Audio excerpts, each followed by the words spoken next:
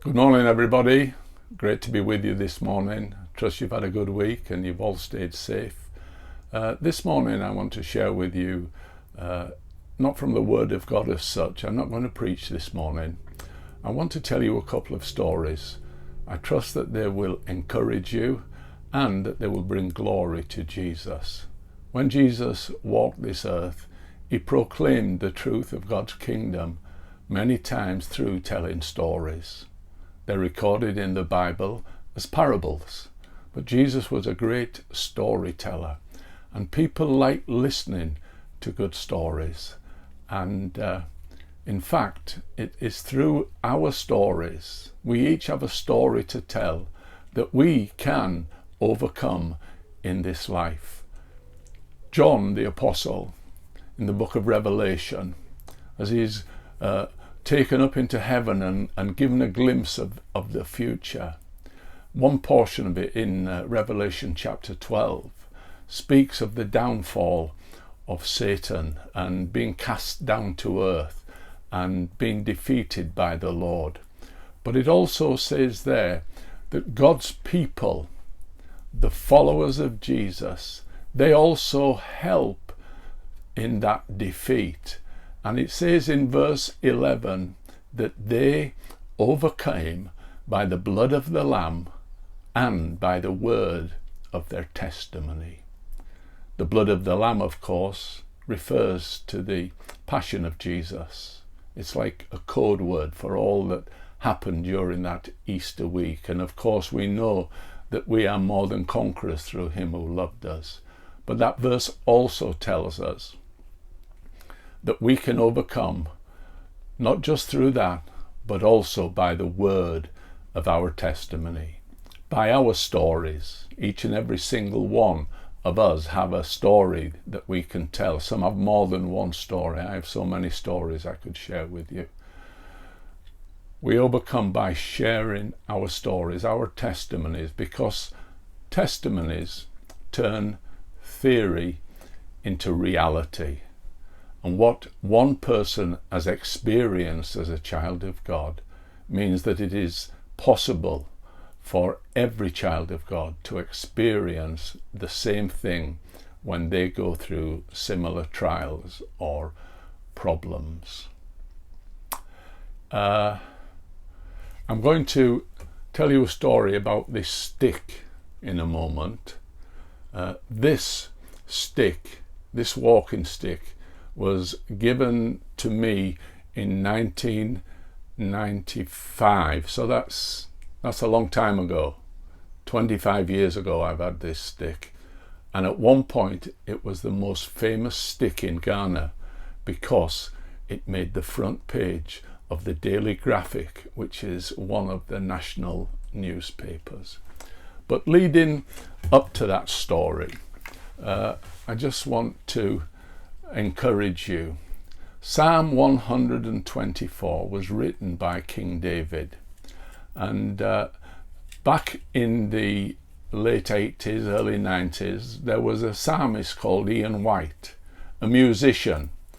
He came to Bible College when we were there and did a concert for us, and he put music to many of the psalms.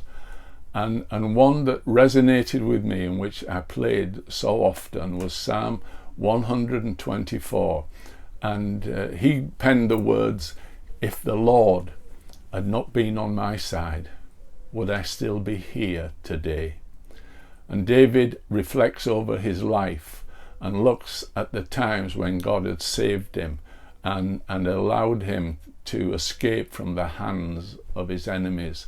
And through that, gives glory to Jesus. And as I say, that resonates with me, because if the Lord had not been on my side, would I still be here today?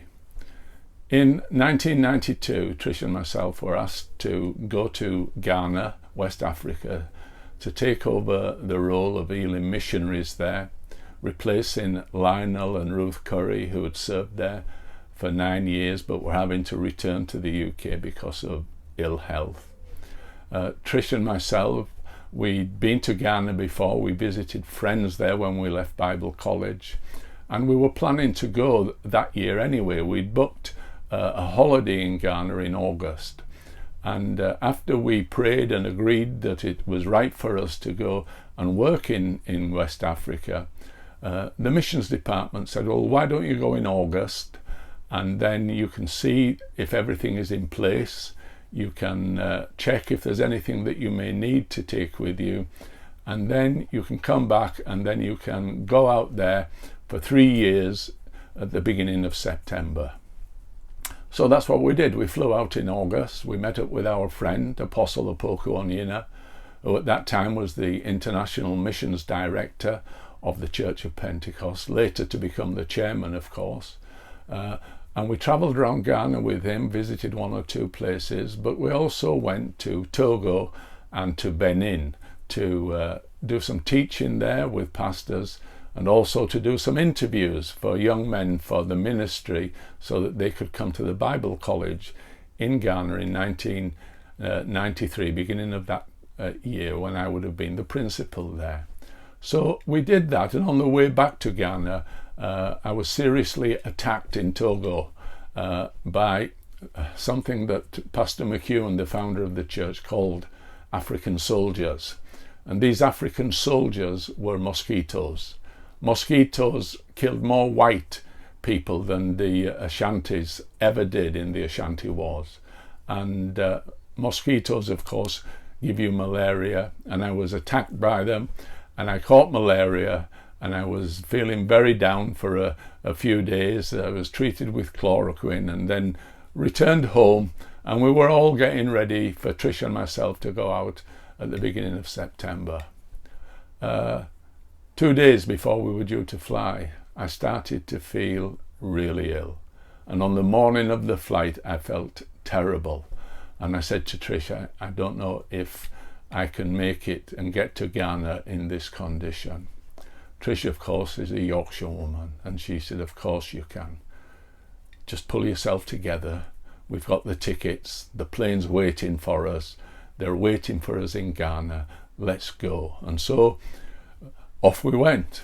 The worst 6-hour flight down to Africa I've ever had. I felt awful. And I got off the plane and went straight to hospital, where they confirmed that the malaria had flared up again. Once again, they treated me with chloroquine, and after a few days, I was discharged and went back to where we were staying in order to rest and recuperate, get my strength back up so that I could get stuck into the work. The trouble is that over the next few weeks, I didn't get any better. I lost 3 stone in weight in 4 weeks. I became jaundiced. My skin was yellow. My eyes were yellow. I felt awful. One of the doctors there, one of the Ghanaian doctors, diagnosed me with obstructive jaundice and said it would be better if you went back to the UK so that you could have an operation, and then you should be able to return. So, beginning of October, we took the decision that I would fly back to the UK. Trish would stay in Ghana and wait for me to return after my operation. My 40th birthday that year was on a Friday the 19th of October. And on the previous Saturday, a week before, I was flown back to the UK and got straight off the plane and was taken to hospital in Windsor. One of the great blessings at that time was the fact that because I'd been sent from Kensington Temple out onto the mission field, unbeknown to me, Pastor Wynne Lewis had enrolled all of the pastors there into Bupa, and so I still had a Bupa card, and so I was able to go private and bypass the queues and the waiting lists. And I saw the consultants and the specialists, and they did scans, and they did a CT scan, and the outcome of it was that my pancreas was so inflamed, it was stopping everything, it was clogging everything up in that part of my body. And so Mr. Blaxland, who was the surgeon, said, I am going to have to do an operation, a triple bypass of your pancreas just to get everything moving again. He explained what he had to do, and he said, but I want you to know that this looks very serious. I remember him looking at me and saying, if I was an expert, and I am, I would say that you've got only a few months to live. But looking at you, it might be only a few weeks. Trish was contacted in Ghana and said, you need to come home straight away. Johnny's really ill. It's more serious than we thought. You need to get back. To cut a long story short, Trish had to travel on an emergency passport to get back to the UK. And on my birthday, Friday the 19th, as I was wheeled down to surgery in Princess Margaret Hospital in Windsor, Trish arrived to find me on the trolley just going down into surgery. While they were doing the surgery on me, they sat down with Trish and explained to her the seriousness of this, of the illness. Mr. Blackland was convinced that I had pancreatic cancer. He said, I'm going to do the operation, and then I'm going to take a biopsy of your pancreas, we'll get it tested, and then we'll know how to do it, how to proceed. 3 days later, I was waiting for him to come back to give me the results of my biopsy, and he was late coming. Eventually, he arrived about 20 minutes late, and after apologizing to me for his lateness, he said, someone up there must like you. The reason I'm late is that when I returned, they told me that the biopsy showed that there was no cancer of your pancreas. And he said, but I saw it, and I've seen many cancerous pancreases. And so I asked them to run all the tests again, because I didn't want them to come back to me and say, sorry, we made a mistake. This man has, in fact, got cancer. And he said, so they've run all the tests twice, and the outcome is you're cancer-free. You'll need to recuperate, but there's nothing that should prevent you from going back to Africa and fulfilling what you have to do there. That was a great testimony. If the Lord had not been on my side, would I still be here today? Trish and I arrived back in January of 1993. Still fairly lightweight. I hadn't put all the weight back on by then, but we threw ourselves into the work and had an amazing time. In 1995, just before Easter, Trish and myself had been booked to speak at an Easter convention in Takoradi in the west of Ghana to a congregation of about 20,000 people over that Easter weekend. And just before Easter of that year, I got a call from the UK that my father was seriously ill, that I would have to return. And even as I was driving down to the travel agents to arrange tickets, they informed me that my dad had passed away, and so I had to come over here and sort everything out. Trish went to Takoradi and started the meetings without me, but I managed to get back there on the Saturday. I was due to preach on Easter Sunday, and we had an amazing time there.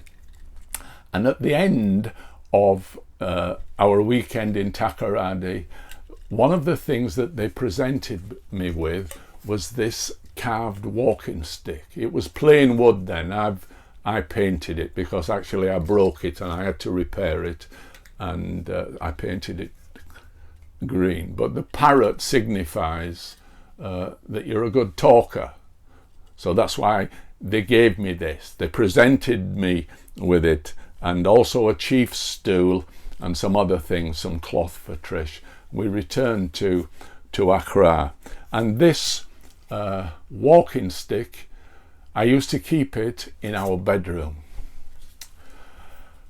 We've been burgled a few times in our lives. First time was at Bible College, which you don't expect. And then we were burgled twice in Ghana. One of them was when we were in Takoradi collecting this. People broke into our house. Time of the African Nations Cup. All they took was our television, probably wanted to watch the TV. They should have sat in the house and watched it there and left us the telly. But anyway, so we'd been burgled twice before, and we had a night watchman. We'd purchased a Rottweiler dog as a guard dog, and we thought we were secure. In the middle of the night, we were laid in bed, and I heard our mosquito door slam with a bang. The mosquito doors were on the inside of all the doors, and they had springs on so that they closed automatically to keep the mosquitoes out.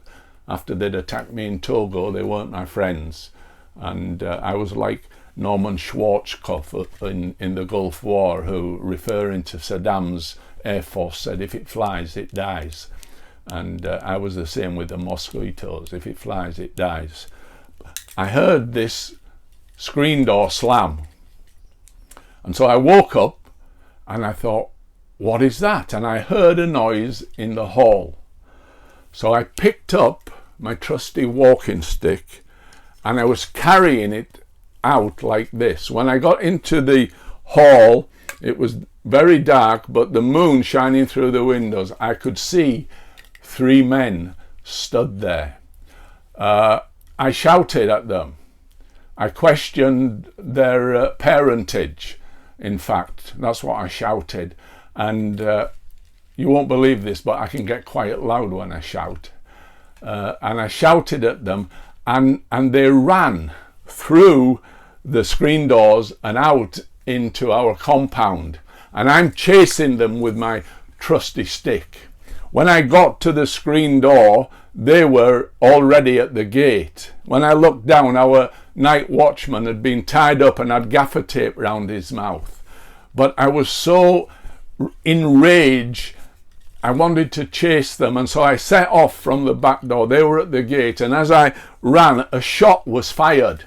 I can't say they aimed at me, I don't know, but there was definitely a shot fired.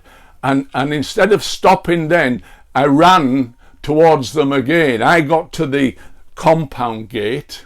They were running down the road. When I got there, another shot was fired, and that brought me to my senses. And I thought, what on earth am I doing?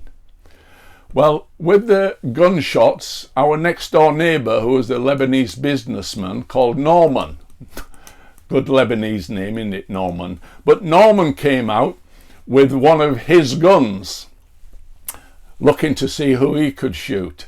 And he said, John, what's happened? So I explained the situation. He said, what have they taken? I had a quick scan. I said, the only thing I can see is they've taken my mobile phone. So Norman dialed my number, and these guys who had the phone answered it. And Norman, who'd lived in Ghana all his life, he was listening to them having this conversation. They didn't speak to him, but he could hear them over the phone talking to one another. He said they're speaking Frafra, which is a dialect from the north of the country. And so they'd gone by then. So the next morning we contacted the police. They came and took statements. And one of the things that really interested them was the fact that they were northerners. They were speaking a northern language. There is an area within Accra where a lot of the northerners come to live when they first come to Accra. It's called Nima. It's houses piled on top of one another, and you wouldn't want to go down there by yourself. It's a rough sort of place. And 2 days later, the police raided a house in this northern enclave in Nima, and there they arrested 2 men who, in their room, they found a number of mobile phones, one of them being ours. And they admitted that it was them that had stolen the phone. And in narrating their story, they said that they'd climbed over the fence, that they'd the night watchman, foolish man, had chained the dog anyway, because it used to bark too much, he said, and if it was running around it barked, so he'd put it on the chain so he could have a rest. and they'd climbed over and bound him up and then broke into the house, and they were stood there, and a white man, which was me, came out of his bedroom with a rifle. When they saw the rifle and all they had was a pistol, they decided discretion was the better part of valor, and so they legged it. This story, one of the people at the worship centre, one of the church that we attended, they knew someone from the Daily Graphic, the reporter, and so he came out to the house and had me and Trish pose with our trusty rifle. And on the front page of the Graphic, it said, the headline was, "Robbers flee pastor's staff." If the Lord had not been on my side, would we still be here today? I'm telling you these things because I have experienced the protection of God. He was on my side. He still is on my side. He is someone who has promised never to leave me or forsake me. The same promise that applies to you.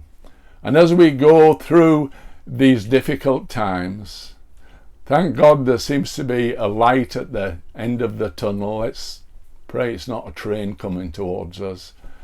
But as we go through these difficult times, I just want to encourage you that the same God who healed me, who protected me and Trish from armed robbers, is the same God who watches over you.